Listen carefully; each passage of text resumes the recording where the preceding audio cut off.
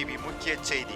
கன்னியாகுமரி மாவட்டம் நாகர்கோவில் மாநகராட்சி 48வது வார்டுக்கு உட்பட்ட சேகுதம்பி பாவலர் அரசு தொடக்கப்பள்ளியில் ரூபாய் 8.7 லட்சம் மதிப்பீட்டில் புதுப்பிக்கப்பட்ட கட்டிடத்தை மாநகராட்சி ஆணையர் நிசாந்த் கிருஷ்ணா தலைமையில் வட்டார கல்வி அலுவலர் திருமலைக்குமார், மாமன்ற உறுப்பினர் பியாசா ஹாஜிபாபு, தலைமை ஆசிரியை சுஜா ஆகியோர் முன்னிலையில் திமுக குமரி கிழக்கு மாவட்ட செயலாளரும் நாகர்கோவில் மாநகராட்சி மேயர் ரே மகேஷ் அவர்கள் திறந்து வைத்து இனிப்பு வழங்கினார்.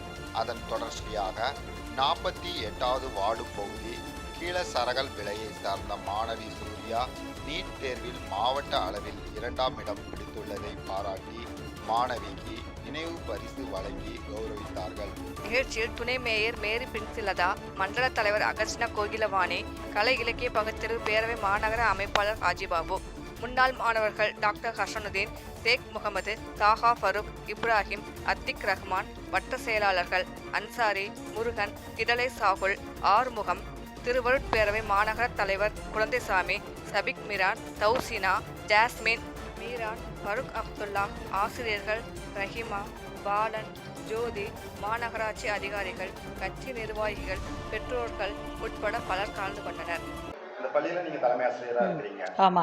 இந்த பள்ளியோட நிலைமை முன்னாடி எப்படி இருந்தது? நான் 2024 ஜூலை 2ஆம் தேதி பொறுப்பேற்ற போது மிகவும் 2 வகுப்பறை கட்டடங்களை கண்டவுடன் நான் மிகவும் மனம் கலங்கி விட்டேன். மேயர் அவர்களுக்கு கீழேயே இந்த மாதிரி ஸ்கூல்களுக்கெல்லாம் அவங்களுடைய ஃபண்டிலேருந்து கொடுக்குற மாதிரி ஒரு 46 ஸ்கூல் அவங்களுக்கு ரெடி ஆகி சேங்ஷன் ஆகி வந்தது. அதில் நம்ம பள்ளியும் ஒன்று.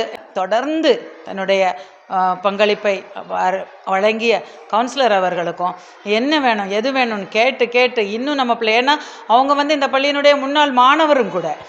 அப்போது அந்த எஸ்எம்சியில் உள்ள துணைத் தலைவர் அவர்களும் இப்பள்ளியின் மாணவர்கள். அதனால் இடத்துக்கே ஒரு பெருமை தரக்கூடிய அளவில் ஒரு புகழ்வாய்ந்த ஒரு பள்ளிக்கூடம். அதை இன்னைக்கு நல்ல நிலைமையில கொண்டு வந்துட்டாங்க. மாமன்ற உறுப்பினரான நீங்கள் இதை எப்படி சாத்தியப்படுத்துனீங்க? உங்களோட கோரிக்கையை அவங்க உங்கள்கிட்ட தெரிவித்தாங்க. இதை எந்த அடிப்படையில் கொண்டு போய் இப்போ நிறைவு செஞ்சுருக்கீங்க? நம்ம உடனே நம்ம மாண்புமிகு மேயர் அவர்களை சந்தித்து, அப்புறம் ஆணையர் அவர்களையும் சந்தித்து, ஆணையரும் இங்கே பார்த்தாங்க, பள்ளிக்கூடத்தை பார்த்தாங்க. பார்த்தது நம்ம எவ்வளோ தூரம் நம்ம ஃபண்டுகள் ஒதுக்கலாம் என்னன்னு சொல்லி மேயர் அவர்களும் சேர்ந்து நம்ம 8,70,000 ரூபாய் அளவில் அந்த இதோட நிதிகளை தந்திருக்காங்க. இன்னும் கொஞ்சம் நிதிகள் தரைகள்லாம் போடுறதுக்கு இன்னும் 2 லட்சம் ரூபாய்க்கு தேவைப்படுகிறது. அதையும் நம்முடைய மேயர் அவர்கள் தாரேன் என்று உறுதியளித்துள்ளார்கள்.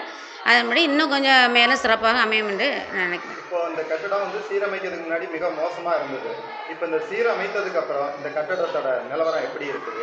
குழந்தைகளோட பயன்பாடு, பாதுகாப்பு குறித்து எப்படி இருக்குது? இந்த கட்டடம் இப்போ முன்னால் நம்ம சொல்ல முடியாத அளவில் இருந்தது. இப்போ மிக பிரம்மாண்டமாக அமைந்துள்ளது. பிள்ளைகளும் இருந்து வசதியான முறையில் இருந்து படிப்பதற்குள்ள ஏற்றதாக அமைந்துள்ளது. இனி அந்த பிள்ளைகளுக்கு பெஞ்சு டெஸ்கெல்லாம் நாங்கள் அரேஞ்ச் பண்ணிகிட்டு இருக்கிறோம். அதையும் பெரிய நல்லுள்ளங்கள்லாம் தாரேன் என்று உறுதியளித்துள்ளார்கள்.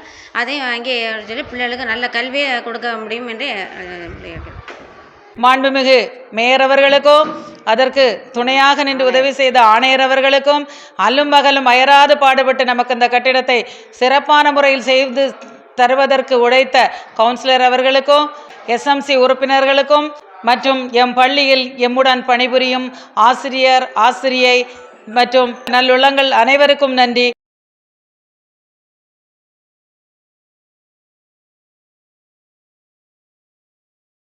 உங்கள் தொழில் சிறக்கவும், தொழில் நிறுவனங்களின் விவரங்கள் மக்களிடம் கொண்டு செல்ல கஜா டிவி நம்ம ஊர் வணிக தகவல் நிகழ்ச்சியில் விளம்பர தொடர்புக்கு 9659520537.